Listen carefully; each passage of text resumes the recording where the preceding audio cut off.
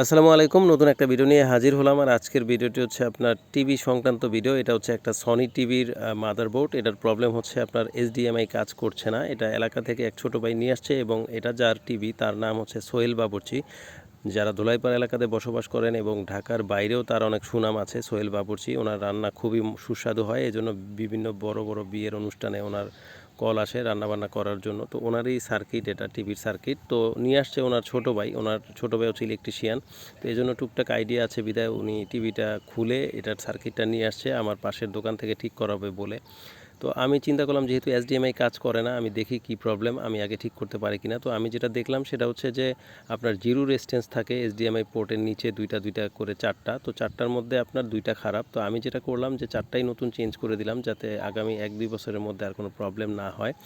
তো বিষয়টা হচ্ছে যে এটা সিম্পল একটা বিষয়। এই পার্টসগুলো যদি নাও পাওয়া যেত, আপনি জাস্ট কানেকশনগুলো শর্ট করে দিলেও কিন্তু প্রবলেমটা সলভ হয়ে যেত আর কি। তো এই জন্য যেহেতু পাওয়া যায় আমি চেঞ্জ করে দিয়েছি। যারা ঢাকার বাইরে থাকেন, যারা এই পার্টসগুলো পাচ্ছেন না, তারা যদি এরকম শর্ট করে দেন তাহলেও কিন্তু এটা কাজ চলবে আর কি। তো বিষয়টা তুলে ধরার উদ্দেশ্য হচ্ছে এইচডিএমআই পোর্ট যাদের কাজ করতেছে না তারা কিন্তু ন্যূনতম যদি অভিজ্ঞতা থাকে ইলেকট্রনিক্সের, আপনারা নিজেরাই এই জিনিসটা ঠিক করে নিতে পারবেন।